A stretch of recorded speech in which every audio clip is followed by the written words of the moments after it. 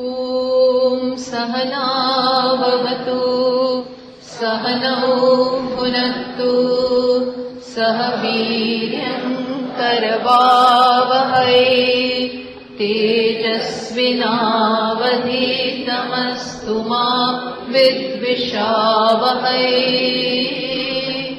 ॐ शान्ति शान्ति शान्तिः। श्रुतिस्मृतिपुराणानाम् आलयं करुणालयम् नमामि भगवत्पादम् शङ्करं लोकशङ्करम् शङ्करं शङ्कराचार्यम् रायणम् सूत्रभाष्यकृतौ वन्दे भगवन्तौ पुनः पुनः। ईश्वरो गुरुरात्मेति मूर्तिभेदविभागिने व्योमवद्व्याप्तदेहाय दक्षिणामूर्तये नमः। सर्ववेदान्तसिद्धान्त गोचरं तमगोचरम् गोविन्दं परमानन्दम् सद्गुरुं प्रणतोऽस्म्यहम्।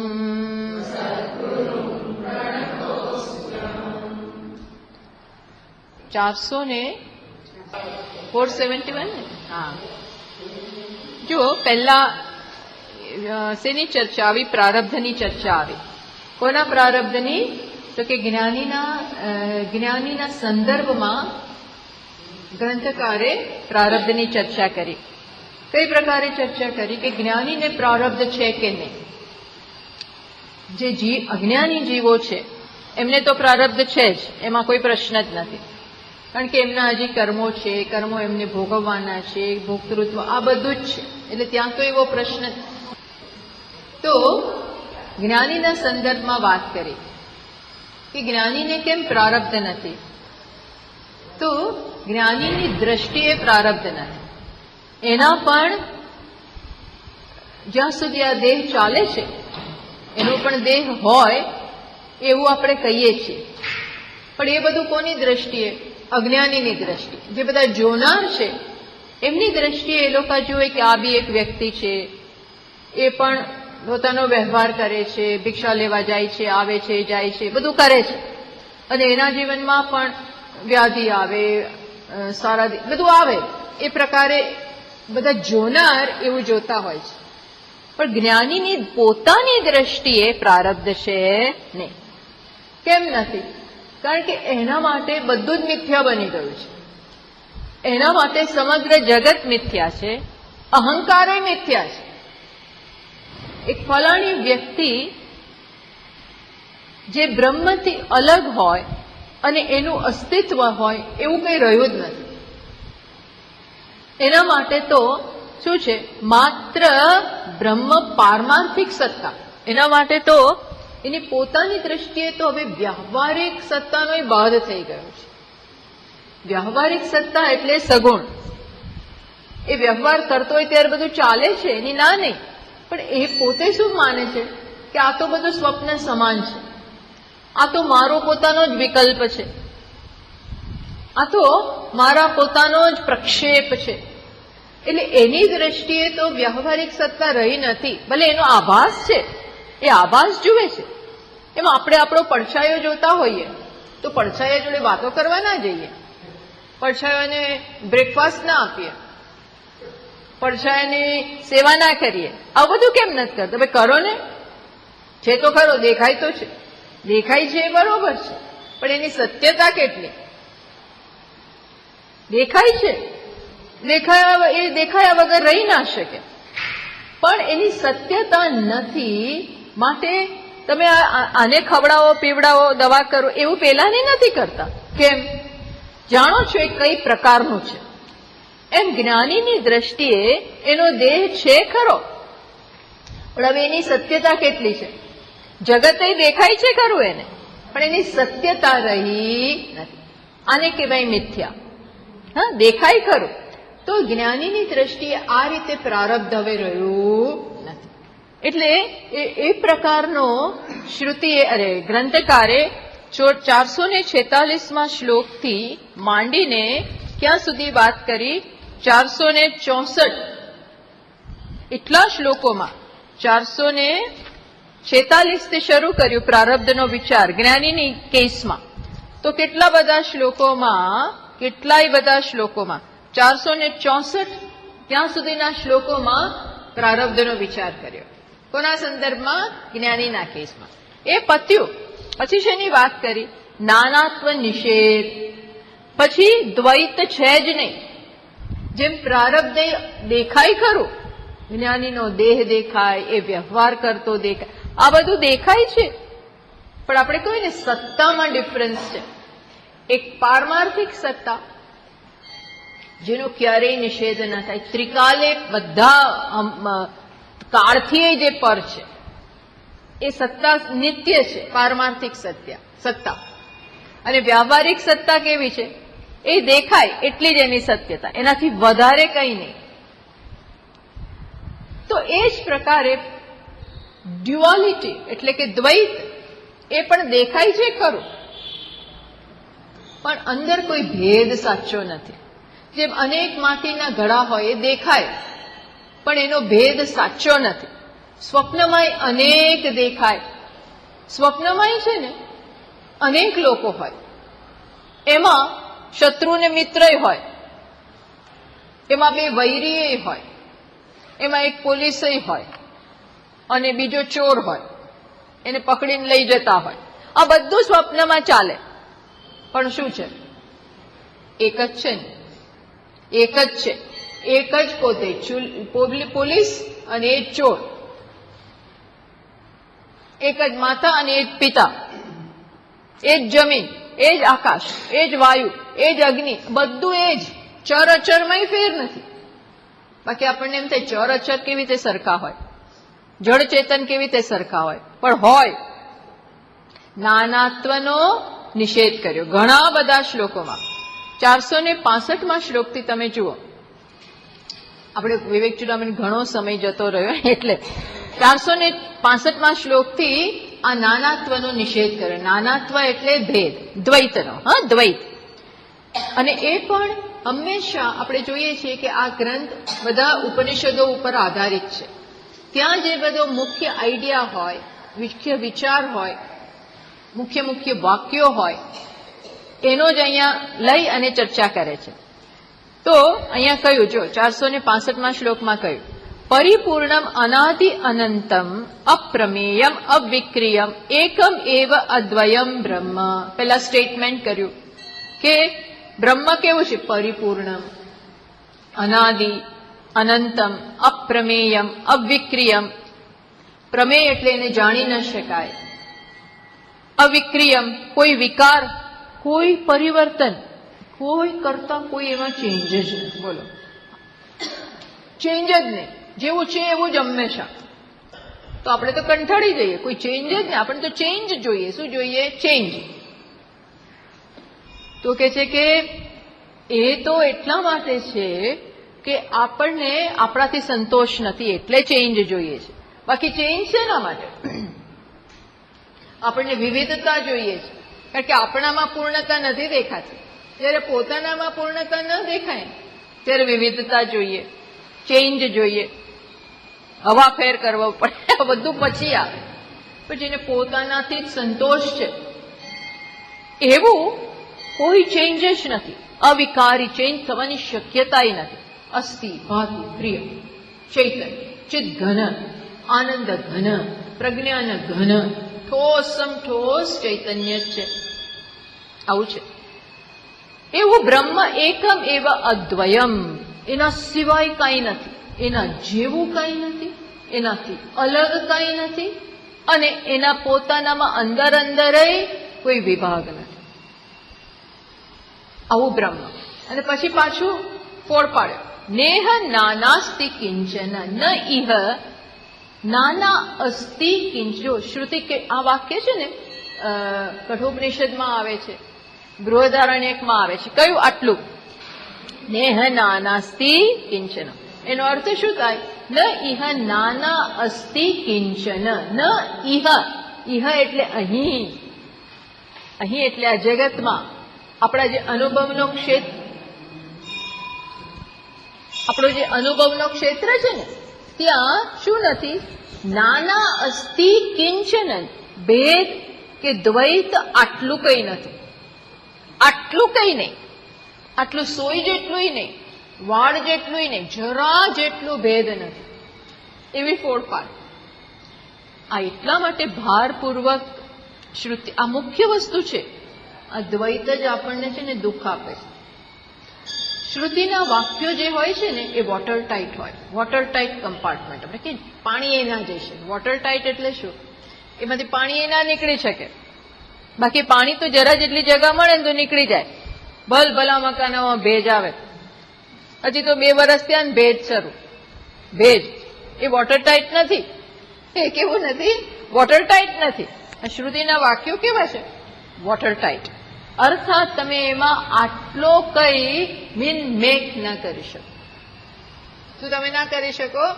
આટલું કઈ ના. એ તો કે પણ આપણે કથા પૂરી થાય ને એટલે કે ખાધું પીધું રાજ કર્યું. એ ખાધું પીધું રાજ કર્યું એટલે શું? એમાં વ્યાધિ આવે ને બધું. એવું મજા થોડી બધી મજા હોય તો કેવું કહેવાય?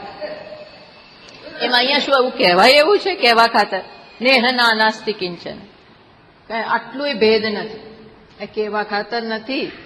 આ કેવું છે? જડ બે સલાક વાક્ય. તમે એનો જરાય ચેન્જ કરી શકો નહીં. એવું ના કોઈ ગૌણ અર્થમાં. ગૌણ અર્થ સેકન્ડરી સેન્સ નો. આ મુખ્ય સેન્સમાં જરા જેટલો ભેદ. આ મુખ્ય તાત્પર્ય છે શ્રુતિનું, શાસ્ત્રોનું. આ તાત્પર્ય શું? તાત્પર્ય એક જ છે બ્રહ્મ. એટલે એકને આપણે છે ને બહુ જુદી રીતે લઈએ. એટલે એકમાં થોડા ભેદ, જરા અંદરના ભેદ તો ખરા ને. અમારું કુટુંબ એક, પણ એમાં અંદર તો પાછું હોય જરા. મોટો નાનો. એકમાં એક પાસે પૈસા હોય, એક પાસે ઓછા હોય. અંદર બધું ચાલતું હોય. બધા એકબીજાને સંભાળી લે. અમે આના છોકરાને એડોપ્ટ કર્યો છે, આને આટલું આપે, આ બધું ચાલતું હોય. પણ એક ખરું તો એવું એક બ્રહ્મ. જીવ અને અંશ. બ્રહ્મનો જીવ અંશ એક ખરો, પણ અંશ. બ્રહ્મ બહુ મોટું, ઈશ્વર બહુ મોટા, પણ હું એનો એક અંશ. અંશ તો ખરો ને? તો કે ના, અંશે નહીં. અંશ ક્યારે હોય? જયારે એકમાં વિભાગ પડે. આ એક અંશ, આ બીજો અંશ. પછી અંશનો એકલો એક અંશ નહીં, બીજો જીવ બીજો અંશ, ત્રીજો જીવ ત્રીજો અંશ. તો આવા તો કેટલા જીવ છે? બધા અંશ. પછી અંશ અંદર ઝઘડા કરે. અંશ અંદર પાછું પ્રેમ ના હોય. આવું બધું નથી.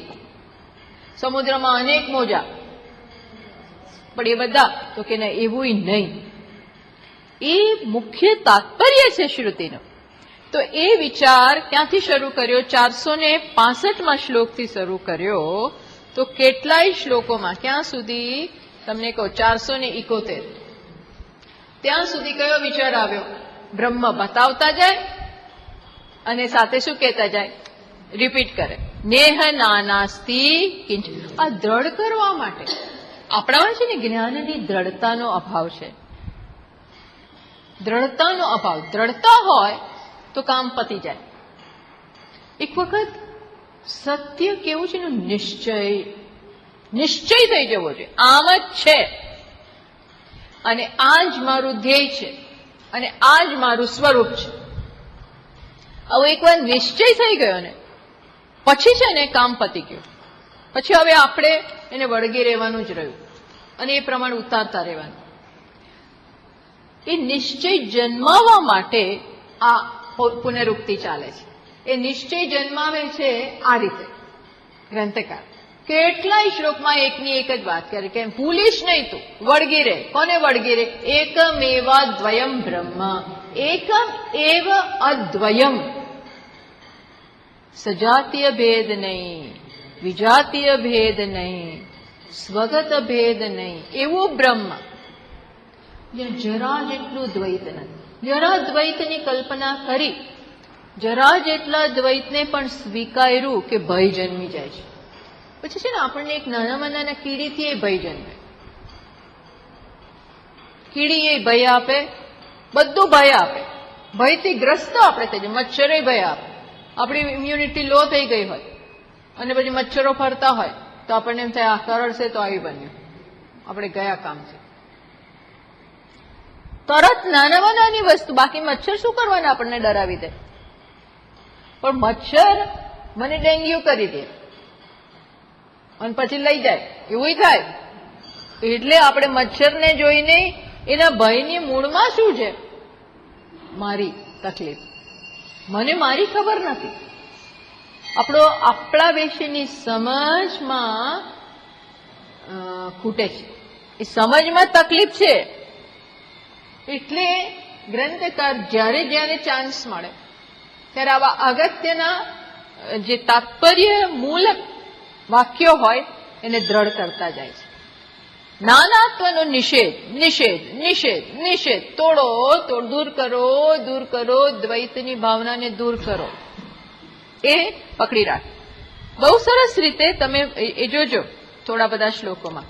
છેલ્લો શ્લોક આપણે જોઈએ, જુઓ 471માં શ્લોક. એ આપણે, હું માનું છું કે કરી લીધો છે, હે ને? ચલો એ વાંચીએ. સત સમૃદ્ધમ સ્વતઃ સિદ્ધમ શુદ્ધમ બુદ્ધમનીદૃશમ એકમેવાદ્વયમ બ્રહ્મ નેહ નાનાસ્તિ કિંચન. જો છેલ્લે કહ્યું, ફરી પાછું એ જ વસ્તુ. સત સમૃદ્ધમ, સત એટલે અબાધ્ય, એનો બાદ ખસેડી ન શકાય, જેનો ક્યારેય અંત જ ના આવે. કેટલું સરસ, કોઈ ફિકર જ નહીં, આપણો એન્ડ આવશે એવી ચિંતા જ નથી. બાકી તો જીવન જેમ જતું જાય એટલે કે હવે ઉંમર વધતી ગઈ, હવે દિવસો ઓછા, એવો ભય તો રહે જ.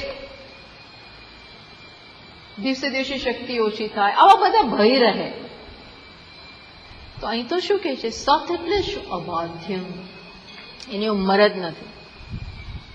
એક વ્યક્તિ હતી ને અમેરિકામાં, એને કેન્સર થયું. એ બહુ યુવાન હતી, 25-26 વર્ષની જ, પણ એને કેન્સર થયું અને બહુ ઓછા દિવસ રહ્યા છે હવે.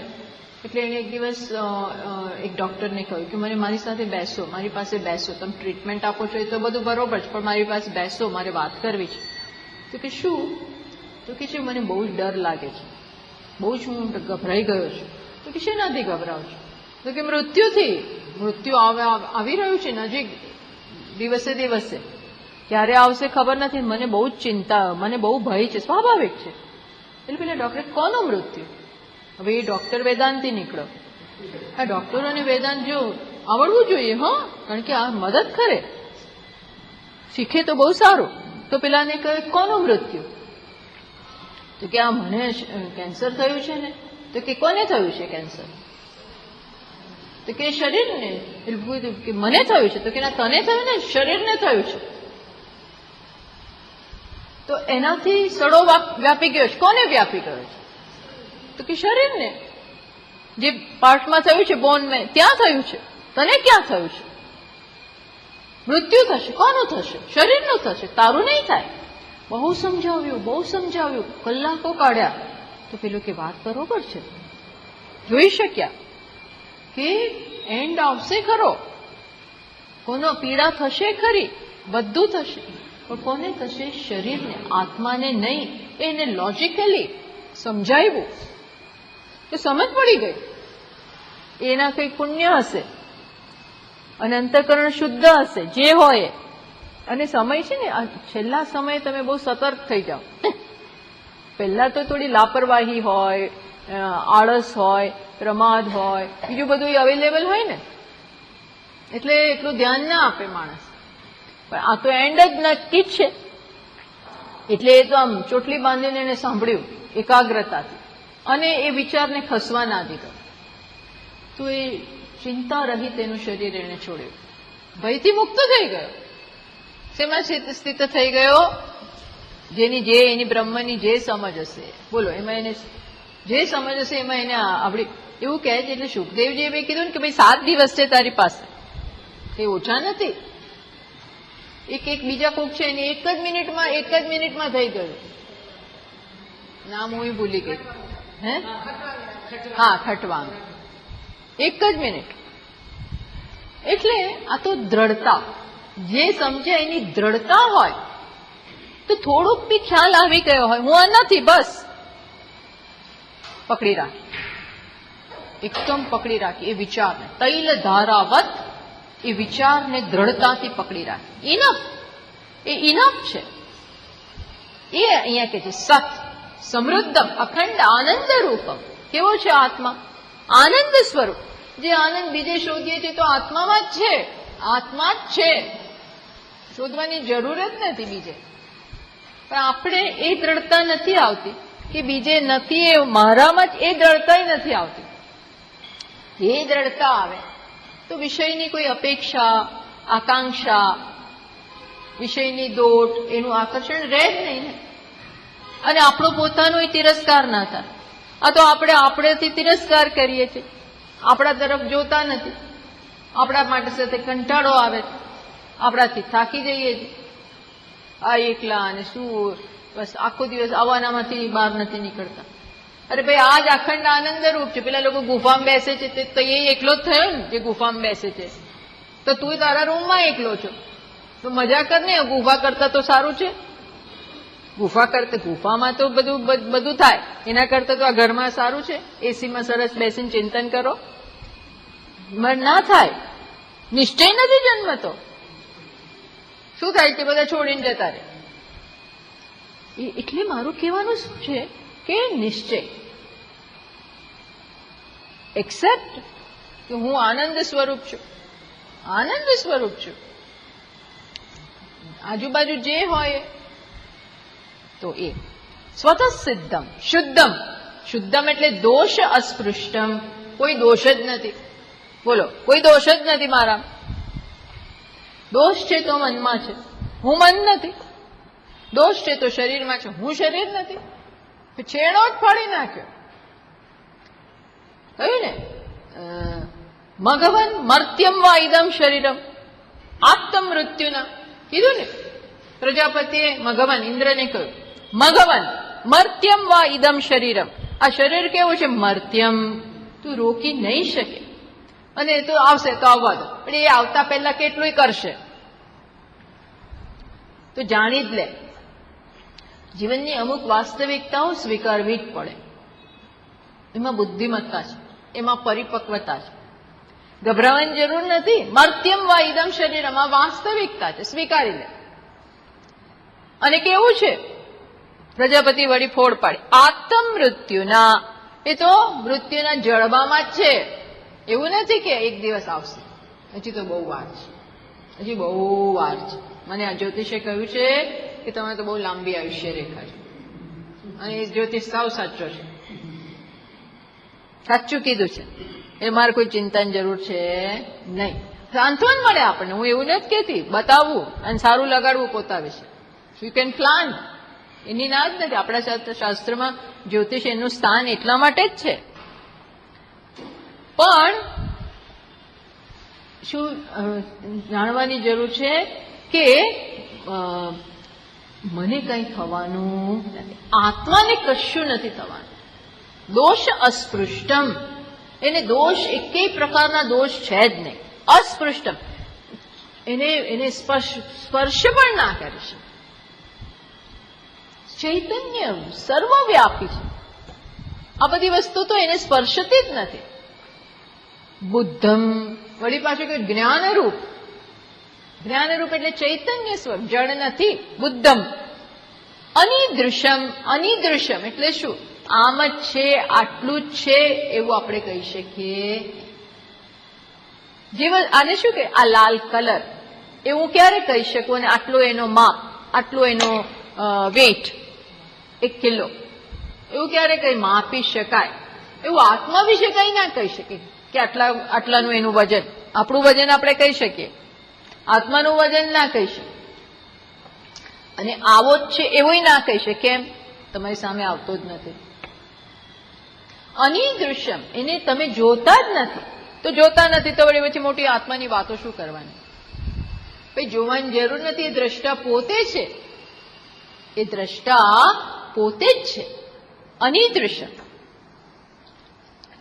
દોષ બધા શરીરમાં છે. આત્માને એકેય દોષ છે જ નહીં. એ આપણે વાત કરતા હતા. ત્યાં પ્રજાપતિએ એ કહ્યું કે અશરીરમ સશરીરસ્ય પ્રિયયોહો અપહતિ નાસ્તિ. શું કે છે? અપહતિ અસ્તિ. શું કે છે? જે શરીર વાળો છે, શરીર સાથે તાદાત્મ્ય ધરાવે છે, એટલે શરીર વાળો જ બની ગયો, એ ક્યારેય પ્રિય અને અપ્રિયથી મુક્ત જ ના થઈ શકે. સશરીરસ્ય પ્રિયયોહો અપહતિ નાસ્તિ. એને પ્રિય અને અપ્રિય સાથે કોઈ દી વિયોગ જ ના થાય. કેમ? કારણ કે શરીરમાં આજે પ્રિય, આજે સારું, કાલે ઠંડી, શરદી, સડેખમ, જાત જાતનું થાય.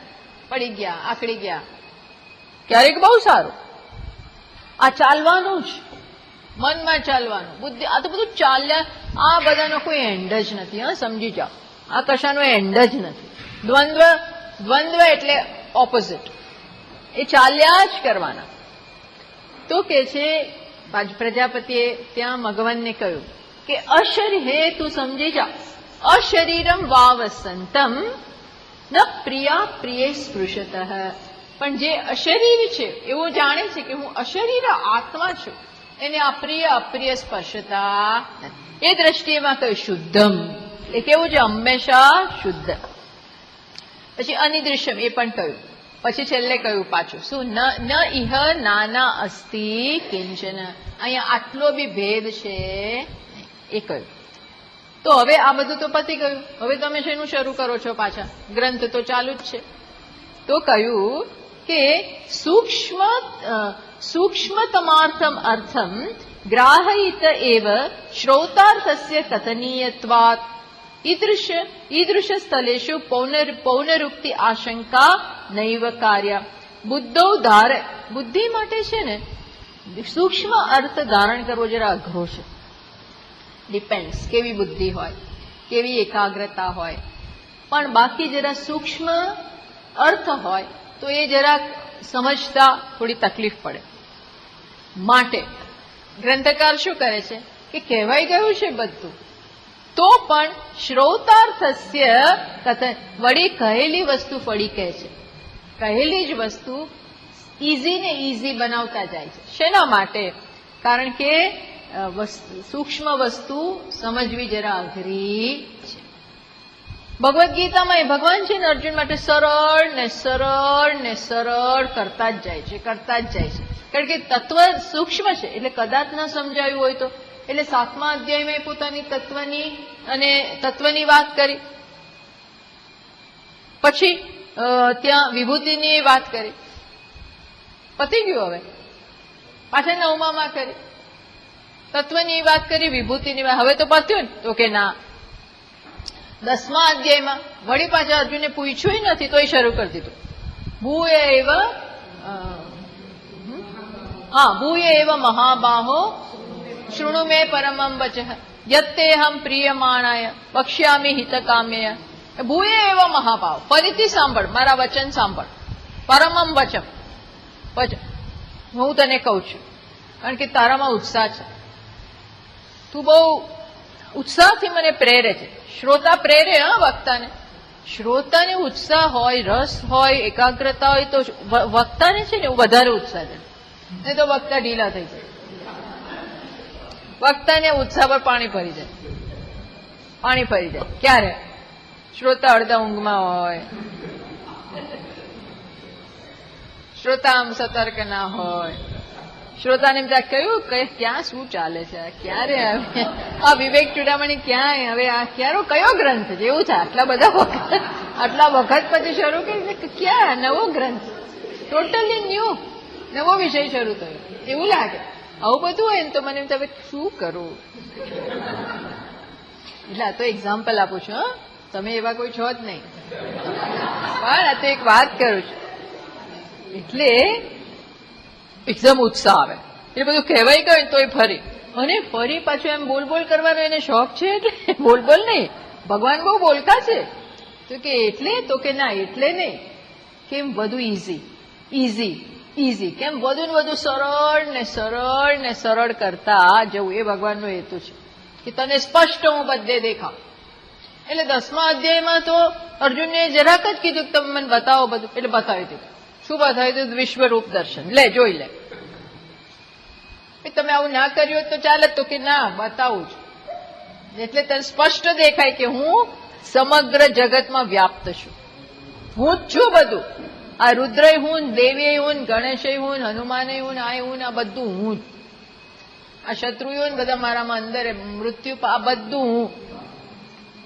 ભૂલ ના થાય પછી ભગવાન, પછી અર્જુનને ક્યારેય ભૂલ ના થાય કે ક્યાં ભગવાન ક્યાં છે, ક્યાં છે. બતાવી દીધું હું બધું, ડેમોન્સ્ટ્રેશન, ડેમો કર્યો. એમ અહીંયા ગ્રંથ કે છે ફરી કયા કરે છે, તો કે તમે આને પુનરુક્તિ ના સમજતા કે અમને કઈ કહેવાનું નથી એટલે એકનું એક બોલે છે, કઈ નવું કહેવાનું છે નહીં, એટલે એકનું એક ચલાવે છે, એ એકનું એક ચાલે.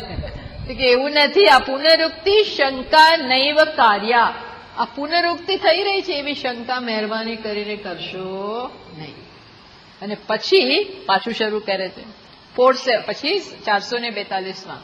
એટલે હવે આપણો આજથી શરૂ થયું આ નિરસ્તરાગા નિરપાસ્ત ભોગા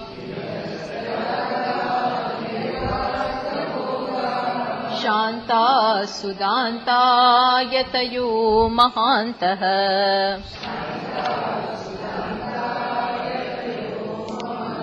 વિજ્ઞાય તત્વં પરમે તદન્તે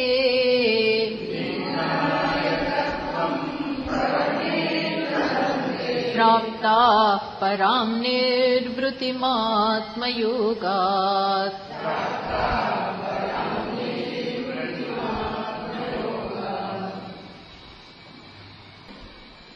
એટલે હવે શેની વાત કરે છે, તો કે છે આંતરદૃષ્ટિ વિષયમ અવિષયમ બ્રહ્મ નિરૂપ્ય તદાત્મના સ્થિતાનામ, જેમણે બ્રહ્મનો અનુભવ કર્યો છે, કરી રહ્યા છે, ટૂંકમાં જે જ્ઞાની છે, એમના માટે બહુનામ પુનરાવૃત્તિ ફલમ પ્રાપ્તમ. એમના માટે હવે કયું ફળની વાત, કે જીવન મુક્ત તો એ છે જ, પણ સાથે સાથે એમને કયું પ્રાપ્ત થશે? વિદેહ મુક્તિ પણ પ્રાપ્ત થશે. અપુનરાવૃત્તિ, હવે એમને પાછું આવવાનું છે, જ્યાં સુધી આ દેહ ચાલે છે ત્યાં સુધી રહેશે, પછી ફરી અપુનરાવૃત્તિ, ફરી જન્મ થવાનો નથી. બાકી આપણને ગીતામાં કયું 8મા અધ્યાયમાં શું? આ બ્રહ્મ ભુવના લોકાહ પુનરાવર્તિનો અર્જુન. બ્રહ્મલોક સુધી પહોંચીને પાછું આવવાનું રહે.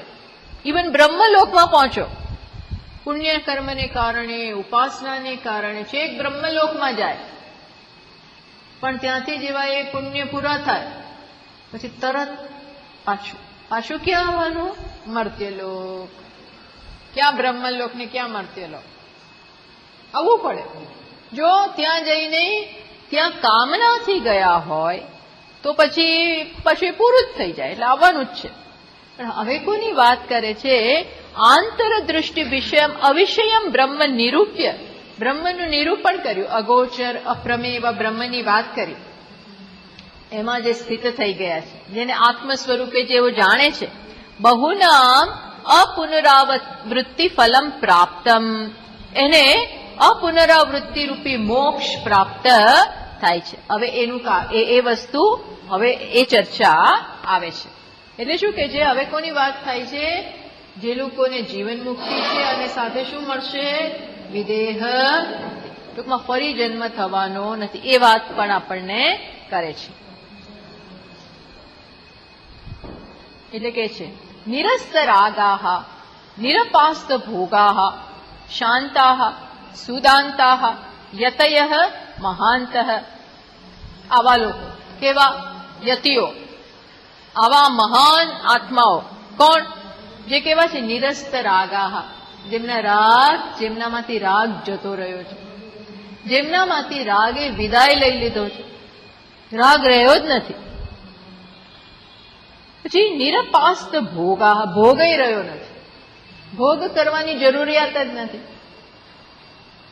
પછી કેવાય શાંતા, અત્યંત શાંત, એટલે બહાર ત્યાં બોલે જ નહીં, બોલે જ નહીં, અવાજ જ ના કરે, એવાય હોય, પણ કેવા અંદરથી શાંત, કોઈ ચંચળતા જ નથી. અંદરથી શાંત એટલે શું? બ્રહ્મના સુખમાં અને સંતોષ છે. એનો અર્થ એવું નહીં કે બોલે નહીં, બોલે પણ અંદરથી શાંત હોય. એવા શાંતા, સુદાંતા. સુદાંતા એટલે જેમને પોતાની બધી ઇન્દ્રિયો ઉપર પ્રભુત્વ છે, હોય જ. ઇન્દ્રિયોની છટપટ છટપટ છટપટ છટપટ છટપટ, એ બધું ક્યાં સુધી હોય? જ્યાં સુધી એને હજી કઈ મળ્યું નથી. એટલે હમણાં આમ જાય, પછી આમ જાય, પછી આમ જાય. ઇન્દ્રિયો ઓલવેઝ ઇન લુકઆઉટ, હંમેશા જોતી જ હોય કે ક્યાંથી મને સુખ મળે. જેમ પેલો ચોર હોય ને, એ જોતો જ હોય, એનું મગજ ચાલતું હોય કે હવે કોના ઉપર ત્રાટકવું, કોના ઘરે ચોરી કરવી, એ બધું એ પ્લાનિંગ કરતો હોય. ગમે ત્યાં ના ઘૂસી જાય. હા, આ લોકો છે નહીં, 15 દિવસ ત્યાં જ જાઓ, આના બારણા બરોબર નથી, ત્યાં જાઓ, અહીંયા અંધારું છે, ત્યાં જાઓ, જે કરતા હો. એમ ઇન્દ્રિયો જોતી જ હોય છે, અહીંથી મળે એમ છે, અહીંથી મળે એમ છે, અહીંથી મળે એમ છે. અને આને કારણે છટપટ, શાંતિ નથી. ત્યારે આ કે સુદાંતા યતયઃ મહાંતઃ. આવા યતિઓ, આવા આત્માઓ શું કરે છે? વિજ્ઞાય તત્વમ પરમ, વિજ્ઞાય પરમ તત્વમ, પરમ તત્વને જાણીને. આ તો બધું અનુભવ મીન્સ આ જ્ઞાનીઓ છે. એતદ પરમ એતદ અંતે પ્રાપ્તા પરામ નિર્વૃત્તિમ આત્મયોગાત. એ શું છે? એમને આત્મયોગાત, આત્મા બ્રહ્મ સાથે એમને બ્રહ્મને આત્મા એક છે એવા જ્ઞાનને કારણે શું થાય છે કે પરામ નિર્વૃત્તિમ પ્રાપ્તા. પરામ નિર્વૃત્તિ, આ નિવૃત્તિ નથી, આ શું છે? નિર્વૃત્તિ. નિર્વૃત્તિ એટલે પરમ આનંદ એમને પ્રાપ્ત થયો છે. પરમ આનંદ પ્રાપ્ત થઈ ચુક્યો છે. આમ જોઈએ તો આજુબાજુ કઈ ના હોય. પૂજ્ય સ્વામીજીને એવી ટેવ છે કહેવાની, શું કે આમ તો ઝાડ નીચે બેઠો છે, સિટિંગ અંડર એ ટ્રી. આમ જોઈએ તો ક્યાં બેઠો છે? પૂજ્ય સ્વામીજીને આવી ટેવ, કઈ પણ હોય તો કે આમ તો એ ક્યાં બેઠો છે? વૃક્ષ નીચે બેઠો છે. એની પાસે છે શું? ઘરે નથી, વૃક્ષ નીચે છે. એની સંપત્તિ, એ સંપત્તિ બીજા આવે તો પછી ત્યાં બેસવા દેવા પડે. આ મારું વૃક્ષ છે એવું ના કહેવાય. પણ તોય કેવો છે? શું છે? એ કેચા મહતસ્ય, એ પરમ પેલા બ્રહ્મલોકના જે આનંદ બધા ભોગવે છે, એવા બધા લોકમાં જે આનંદ ભોગવે છે એને શ્રોત્રિય છે ચાકા મહતસ્ય. આ શ્રોત્રિયને અને જેને એમાં કામના નથી એને ઝાડ નીચે એવો આનંદ છે. બોલો, ઝાડ નીચે આનંદ. બધો આનંદ ક્યાં છે? ભાઈ ત્યાંય જે આનંદ છે ને આનો જ છે. ત્યાં બી જે આનંદ છે, ક્યાંય કઈ એકેય આનંદ છે તો આ આનંદના લેશનાય લેશનાય લેશ છે. જ્યાં જે આનંદ છે ને, વિષય આનંદ, ભોગનો આનંદ, એ બધો આનંદ કોનો છે ખબર છે? આત્માના આનંદનો લેશ. પૂરું નહીં, લેશ. આપણા નાના મોટા આનંદની તો વાત શું કરવી? આપણી પાસે એક ગાડી હોય ને, ઘર હોય ને, એવા બધા આનંદની તો વાત જ શું કરવી? બ્રહ્મલોકના આનંદ જેની કલ્પના ના થાય. આપણને એમ કે બ્રહ્મલોકમાં શી મોટી વસ્તુ, તમે જઈ આવો એટલે ખબર પડે. એ બધા કલ્પના, એવું વર્ણન જ્યાં હોય છે ને આપણે વાંચીએ ને, કલ્પના બહારનું. એક સાધક પોતાનું વર્ણન, પોતાના અનુભવનું વર્ણન કરતા હતા. આ બધા જૂના બધા સાધકો એવા હતા, હું તો અનુભવ્યા. તો એ એક સમાધિ એમને લાગી ગઈ અને પછી એક બીજા લોકમાં જતા રહ્યા. તો કયો લોક હતો? સ્વર્ગલોક. તો ત્યાં એવા આનંદ ને બધું એને જોયું. પછી ત્યાંના જ બધાએ કહ્યું કે આ એન્ડ નથી, અહીંયા પરમ સુખ નથી.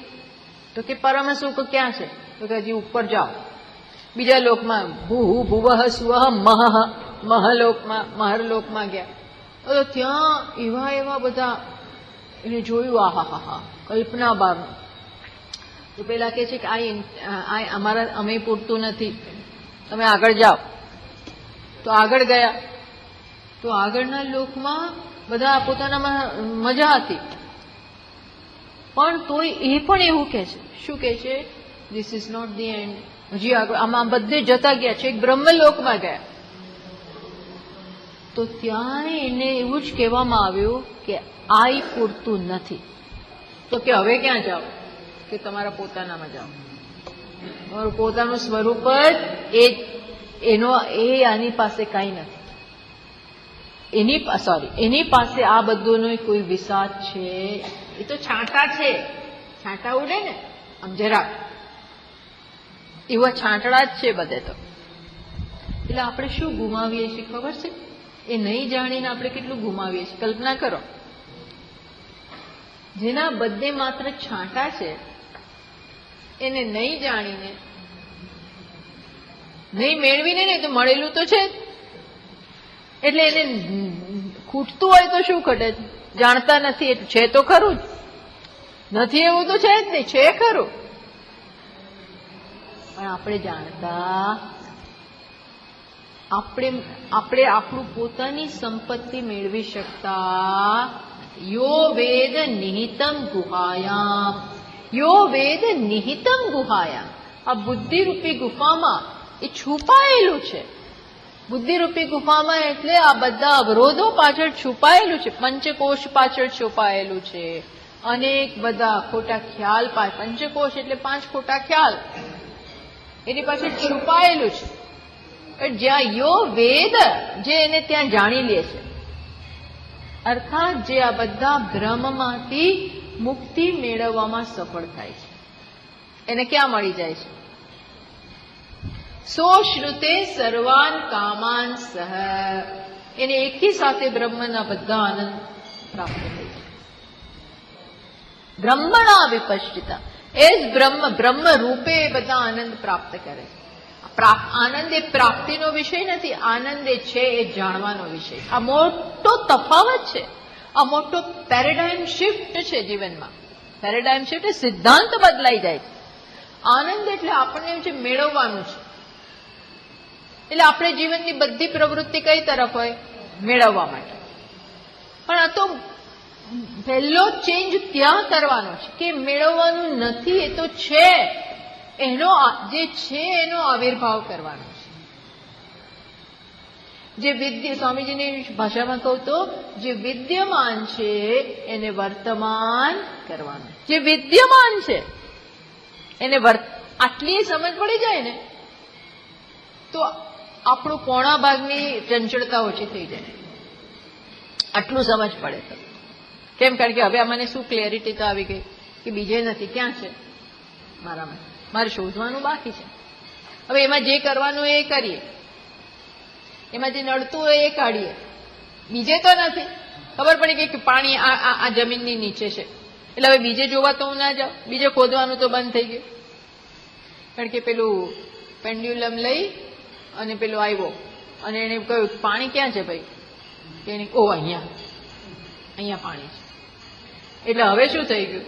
અત્યાર સુધી હું બીજે બધે ખોદતો હતો, અહીંયા લાગે છે, અહીંયા. હવે એ બધું શું બંધ થઈ જાય? હવે ક્યાં ખોદવાનું? આ જ જગ્યાએ. એમ આટલી ખબર પડી જવી જોઈએ. શું ખબર પડી જાય? આનંદ બીજે નથી, મારામાં જ છે. તો કેમ દેખાતો નથી? કારણ કે તું તારી જાત વિશે ખોટા ખ્યાલ ધરાવે છે, બધા બહુ અવરોધો છે. આટલી ક્લેરિટી આવી જાય એ બહુ મોટી વસ્તુ છે. પ્રયત્ન સાચી દિશામાં થાય એવું તો એ કીધું. પરામ નિવૃત્તિમ આપતા. ચલો શું કે છે? પહેલો શબ્દ છે નિરસ્ત રાગા. નિરસ્ત રાગ યૈસ્તે દૂરીકૃત વિષયેચ્છા. એનો અર્થ શું થાય? વિષયોની ઈચ્છા જ રહી નથી. રાગ જતો રહ્યો. રાગ ક્યારે જાય? બીજી બધી વસ્તુ માટે રાગ જતો રહે. આ રાગ જ પ્રતિબંધ છે ને, રાગ પ્રતિબંધ છે. જ્યાં અને તકલીફ શું છે કે જીવનના જગતના વિષયો, વ્યક્તિઓ, સ્થાન, આ બધી વસ્તુઓ માટેનો રાગ શું બતાવે છે? કે બીજે દ્વેષ છે. રાગની સાથે દ્વેષ છુપાયેલો હોય. આ શું છે? પાછું જ્યાં સુધી બધું મને મારી કન્ડિશન પ્રમાણે બધું મને મળે ને ત્યાં સુધી જ બધું ગમે. પછી મારી શરતો પ્રમાણે ના મળે તો પાછો આપણો રાગ જતોય રહે, પાછું જતો રહે, પાછું બીજે જાય. જ્યાંથી મને મળે એના ખરેખર તો શાસ્ત્રો કહે છે મને મારામાંથી જ પ્રેમ છે અને જે એમાં સગવડ કરી આપે એ ગમે, બાકી ના ગમે. અને એટલે મને બધે આ ગમે છે, આ ગમે. એ એટલા માટે ગમે છે કે મને અનુકૂળ છે. પણ હવે આને ખબર પડી ગઈ એટલે એને એવું ક્યાંય રાગ જ નથી, આસક્તિ નથી. એનો અર્થ એવો નથી કે એ પ્રેમાળ નથી, સ્નેહી નથી, એવું નથી. પણ હવે એ કોઈના ઉપર ડિપેન્ડન્ટ છે. આ ઇમોશનલ ડિપેન્ડન્સમાંથી મુક્ત થવું મોટી વસ્તુ છે. કઈ વસ્તુમાંથી? લાગણીની પરતંત્રતા બહુ હોય છે. બીજી પરતંત્રતા કરતા આપણામાં કઈ વધારે પરતંત્રતા હોય છે? લાગણીના સ્તરની બહુ પરતંત્રતા હોય છે. ત્યાં જ બધું દુઃખ હોય છે. બધું હોય તો એ લાગણીની પરતંત્રતા. એટલે આપણને સતત કોઈકની જરૂર પડે. આ બહુ મોટો પ્રશ્ન છે, બહુ જ મોટો પ્રશ્ન છે સાધકના જીવનમાં. આ એને મુક્ત ના થવા દે જો બેસીને વિચાર ના કરે અને સતત, કારણ કે લાગણી છે ને તમને કંટ્રોલ કરે. લાગણી આપણને સતત ઇમોશન્સ, માણસ એના ઇમોશન્સથી વધારે ના હોય. એના ફિલિંગ્સ, એના ઇમોશન એના માટે બહુ અગત્યના હોય.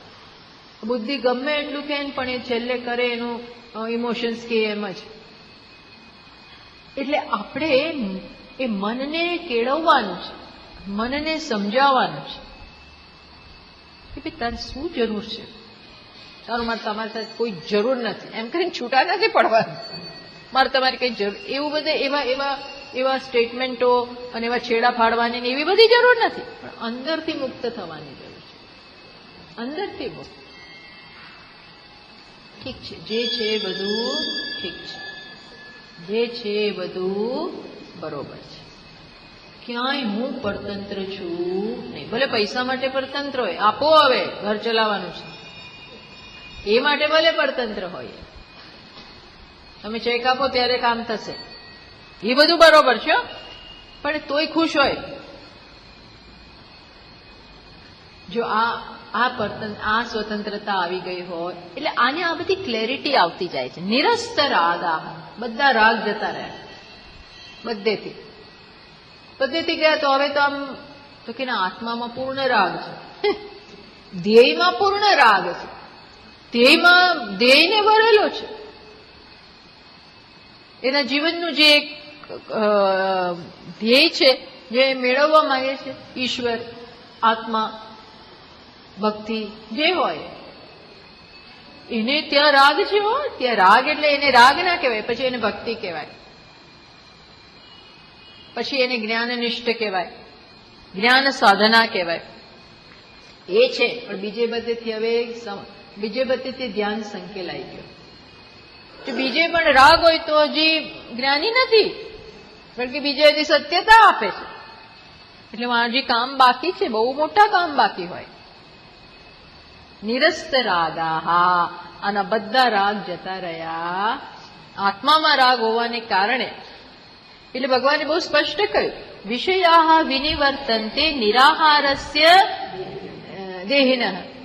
જે વિષયોથી દૂર રહેવા ઈચ્છે તો રહી શકે. આજે ચોથ છે, અંગારકી ચોથ, નહીં ખાવ.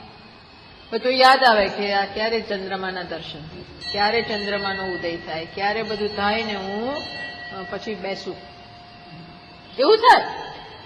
આપણે એના પ્રત્યેથી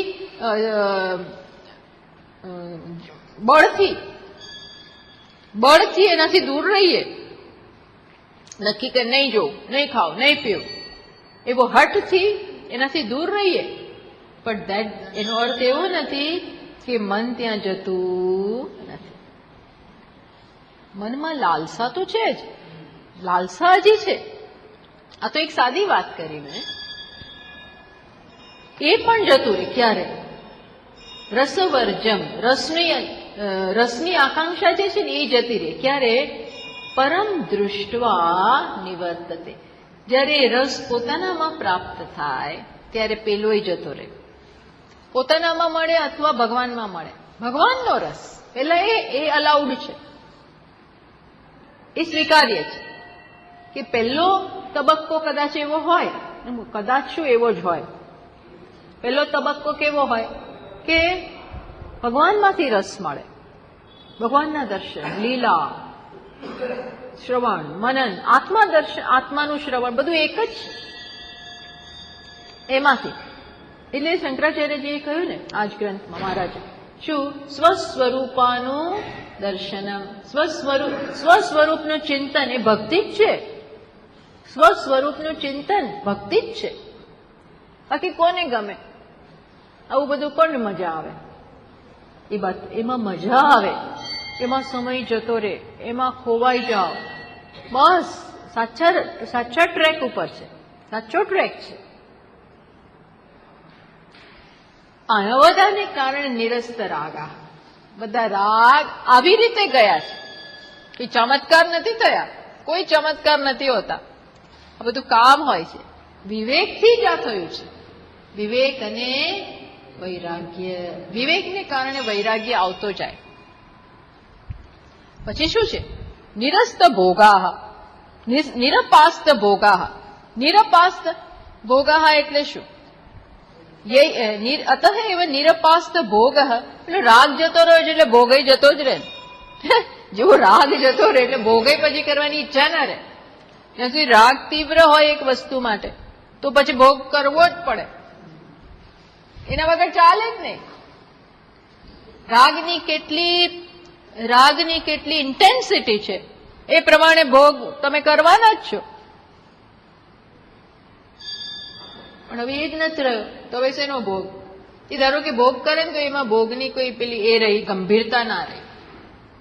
બધા કહે છે એટલે હું આવ્યો છું, બાકી મને કોઈ અમારે બસ નથી. બધાની જોડે કે આવતા નથી, ક્યાંય આવતા નથી એટલે આવ્યો, ચાલો.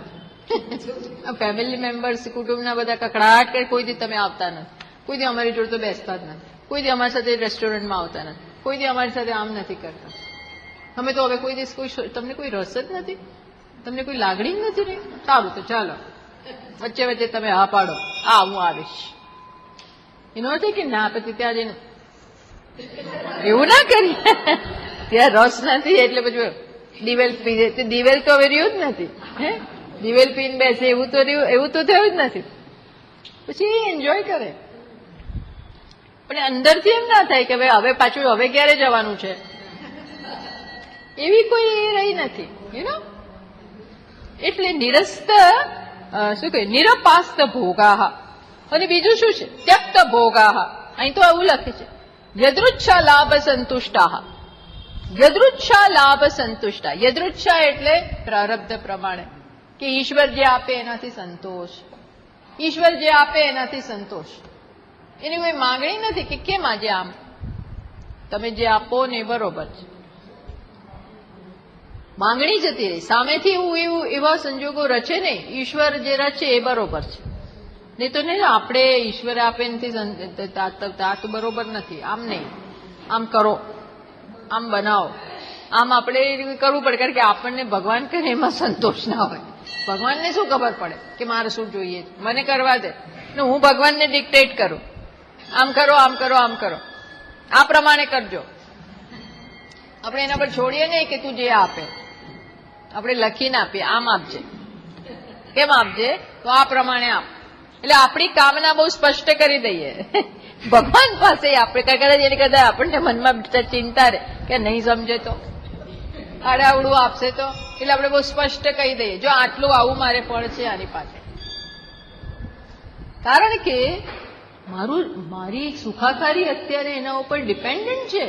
સુખાકારી એટલે બહુ કહેવું પડે. જો કશી વસ્તુ એમને છોડી નહીં દેવાની. ના તમે આવું કીધું ને એટલે અરે પણ તું સુખી નથી, તું સુખી થા. અત્યારે મનને જે થોડું સુખ જોઈએ છે લે, પછી ધીમે ધીમે છોડતા જાઓ. આ તો કે નિરપાસ્ત ભોગા. કોઈ ભોગની એની એ જ છે. એ તો અહીં તો શું લખે છે? અન્ય વેદિત ભોગ્ય ભોગ્ય કલન, લોકો જે આપે એ લઈ લે, એવો છે આ તો. પછી કેવા છે? શાંતાહ. શાંતાહ એટલે શું? બ્રહ્મણી સ્થાપિત મનસઃ. એમનું મન કેમાં સ્થાપિત થઈ? બ્રહ્મમાં સ્થાપિત છે એટલે શાંત. બ્રહ્મમાં આમ બહુ જ આનંદથી એનું મન બ્રહ્મમાં આવી ગયું છે. મનને છે ને, મનને શાંતિ ત્યારે જ મળે જ્યારે એ બ્રહ્મમાં આવી જાય. બ્રહ્મ એટલે પોતાના સ્વરૂપમાં, ત્યારે જ મનને શાંતિ. એ સિવાય મનની શાંતિ રહેવાની નથી. જ્યાં સુધી એ બ્રહ્મથી અલગ જાય ને ત્યાં સુધી એ શાંત નહીં, કારણ કે ત્યાં થોડા દિવસ ગોઠશે, કાંચી પછી એને છોડી દેશે અથવા બીજે ફરશે. મનની તો બધી છટપટ એટલી હોય છે, એને સંતોષ ના થાય. એટલે મનને ક્યારે પૂર્ણ સંતોષ અને શાંતિ મળશે? જ્યારે પોતાના ઘરે પાછું આવશે. મનનું સાચું ઘર કયું? આત્મા. મનનું સાચું સ્વરૂપ એ જ છે. એવી સમજ પડે ત્યારે શાંત થાય. શાંતા આ એવા થઈ ગયા છે. એટલે બસ હવે આખો દિવસ બીજો કોઈ વિચાર જ નહીં. એવું હોય આ સમાધિમાં જતા રહે, આખો દિવસ પોતાનામાં જ હોય. એવાય હોય, એવાય ઘણા ચેમ્પિયનો એવા જ હોય. અને બીજા વ્યવહાર કરતા હોય તો કરે, પણ એનું મન ક્યાં હોય? એ વ્યવહારમાં એને ભગવાન જ દેખાતા હોય, અથવા કર્તવ્ય પ્રમાણે કરે, પછી પાછા પોતાનામાં જ મસ્ત હોય એવા. આમ આ બધા શ્લોકોમાં એની વર્ણન. સુદાંતા નિગૃહિત બહિરિન્દ્રિયા. એની ઇન્દ્રિયો નિગૃહિત એટલે એને કંટ્રોલમાં રાખી છે એવું નથી, એની જાતે જ કંટ્રોલમાં છે. ઇન્દ્રિયોને કંટ્રોલમાં રાખવી એવો પ્રશ્ન ક્યાં સુધી હોય? જયારે હજી એને ત્યાં કંઈક દેખાતું હોય ને તમારે એને રોકવા, નહીં, એવું તો આને રહ્યું નથી. ઇન્દ્રિયો તો જે મનની આપણે વાત કરીએ ને કે મનની શાંતિ પોતાના સ્વરૂપમાં આવીને જ છે, એમ ઇન્દ્રિયોની છટફટ ગમતી નથી. એ તો અવશ્યતયા કર કરે છે. અંદરની અશાંતિ છે ને આપણી ઇન્દ્રિયોની અશાંતિ રૂપે વ્યક્ત થાય. પગ વાળીને બેસે જ નહીં, હાથે શાંત ના, વ્યક્તિત્વમાં શાંતિ ના હોય. કેમ? અંદર અશાંતિ છે,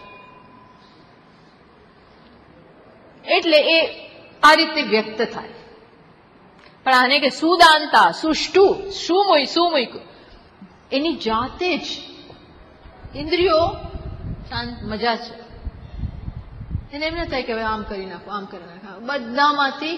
એટલે કઈ આળસુ હોય એવું નહીં, પણ એનું જીવન કેવું છે? હવે એકદમ જ સ્વસ્થતાપૂર્વક જઈ રહ્યું છે. સુદાંતા આવા યતય પ્રયત્નશીલા. અમુક તો પહોંચી ગયા છે, પણ અમુક આના માટે પ્રયત્નપૂર્વક બધું કરતા હોય.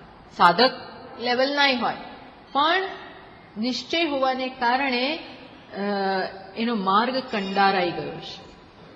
માર્ગ કંડારાઈ ગયો છે, એટલે એ આમાંથી ચ્યુત ના થાય. ચ્યુત થાય એવા પ્રસંગો ના લાવવા દે.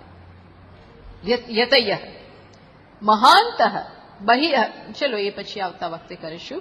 બહિરિન્દ્રિય દ્વારા નિર્ગતસ્ય મનસઃ પરિચ્છિન્ન વિષયાકારેણ પરિણામે તદ ઉપહિત જીવ અલ્પો ભવતી. અહીં તો બહુ સરસ કે મહાંતઃ એટલે શું છે કે મહાંત બહુ વિલક્ષણ એનો અર્થ આપે છે અહીંયા, કે શાંતિ જેનામાં વિષયોમાં મન જતું રહેતું હોય. તો હવે જો આત્મામાંથી ઇન્દ્રિયો દ્વારા મન વિષયોનો સંપર્ક કરે અને એનો આકાર લઈ લે. અહીંથી વૃત્તિ આંખ દ્વારા નીકળે, મન જાય અને આને આકાર ગ્રહણ કરે. ત્યારે આત્મા જાણે કે કેવડો બની ગયો? આના જેવડો બની ગયો, હે ને? આના જેવડો બની ગયો. એને મહાન ના કીધા, એને કેવા કીધા? અલ્પ કીધા. જેને વિષયોમાં જવાની જરૂર પડે છે એવા મનને, એવા આત્માની જો એવી જરૂરિયાત હોય તો આત્મા અલ્પ બની જાય. ત્યારે આ કેવા છે? એને વિષયોમાં જવાની જરૂર જ નથી. બીજા કશામાં એનો રાગ હવે રહ્યો જ નથી, એટલે એનું મન સતત બહાર જતું જ નથી. એટલે એમને મહાંત કહે. સમજ પડી? અને મહાન કેમ કહે? આ દ્રષ્ટિ. બાકી તો વિષયમાં જાય એટલે મન બ્રહ્મ હોવા છતાં એ વિષય જેવડો બની જાય, વિષય જેવડો જ બની ગયો. કારણ કે અત્યારે એની ઈચ્છા ક્યાં છે? આટલામાં. પણ આને એવું નથી, એટલે એ કેવો રહે છે? મહાનતા. એવો અર્થ અહીંયા પરિચ્છિન્ન બનતો જ નથી. બાકી બ્રહ્મ જેવો બ્રહ્મ પરિચ્છિન્ન બની જાય, કારણ કે એની ઈચ્છા એવી પરિચ્છિન્નની છે. પરિચ્છિન્નની ઈચ્છા હોય તો પરિચ્છિન્ન બનો. ઈચ્છા નક્કી કરે હું કેવડો છું, જેવી ઈચ્છા ઉઠે ને એ બતાવે કે હું ક્યાં છું. આપણી ઈચ્છા બતાવે છે કે આપણે ક્યાં છીએ. એ ઈચ્છામાં જ મહાનતા આવી ગઈ. સમજ પડી? આવો અર્થ કર્યો. ચલો પછી છે આપણે આવતા વખતે જોઈશું. ઓમ પૂર્ણમતઃ પૂર્ણમિદં પૂર્ણાત પૂર્ણમુદચ્યતે પૂર્ણસ્ય પૂર્ણમાદાય પૂર્ણમેવાવશિષ્યતે. ઓમ શાંતિ શાંતિ શાંતિ. શંકરં શંકરાચાર્યં કેશવં બાદરાયણં सूत्रभाष्यकृतौ वन्दे भगवन्तौ पुनः पुनः. ईश्वरो गुरुरात्मेति मूर्तिभेदविभागिने व्योमवद्व्याप्तदेहाय दक्षिणामूर्तये नमः. ॐ शान्ति शान्ति शान्ति. हरिः ॐ श्रीगुरुभ्यो नमः. हरिः ॐ. 1 મિનિટ જરા બધા